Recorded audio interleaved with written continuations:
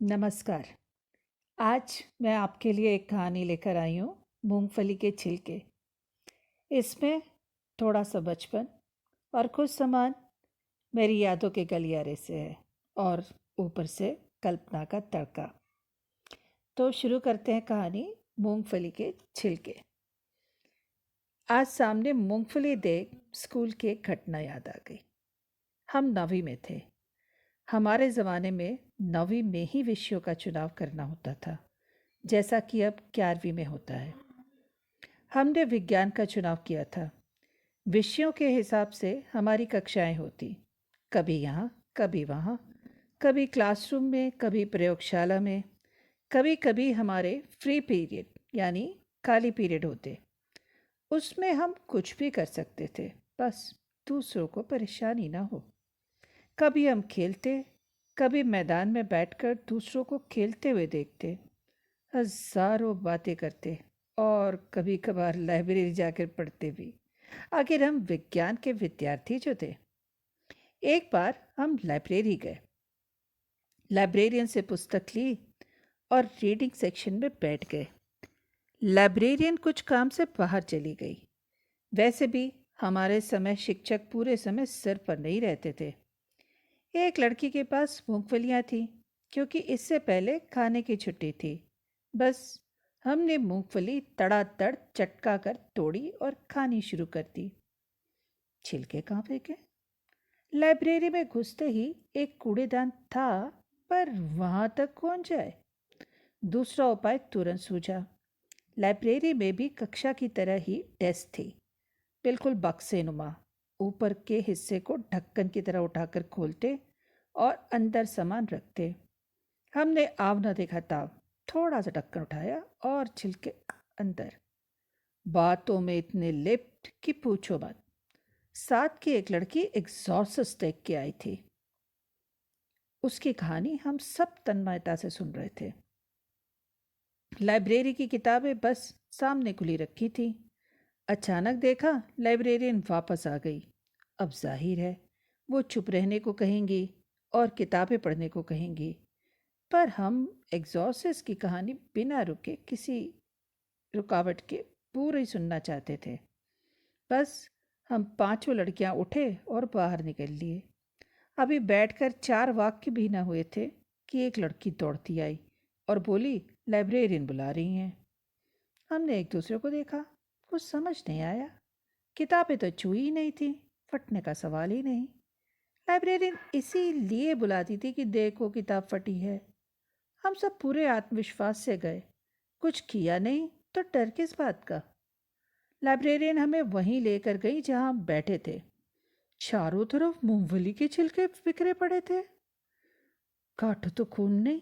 हमने एक दूसरे को देखा और लाइब्रेरियन से माफी मांगी और फटाफट मूंगफली के बिखरे छिलके उठाने लगे। लाइब्रेरियन से आंख बचाकर देखा तो सारे छिलके जमीन पर आए कैसे? डेस्क के अंदर झांका तो देखा डेस्क का तला पूरी तरह से टूटा था। एक्सॉर्सिस्ट की कहानी में यूं खोए कि ध्यान ही नहीं दिया कि छिलके नीचे से टपक रहे हैं। हाथ धोकर क्लास में भागते हुए पहुंचे। हिंदी का पीरियड था।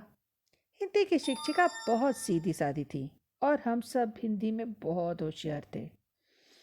हम अपनी सांसों पे काबू पा रहे थे कि हमारी भौतिक विज्ञान की शिक्षिका, जो हमारी क्लास टीचर थी, आई।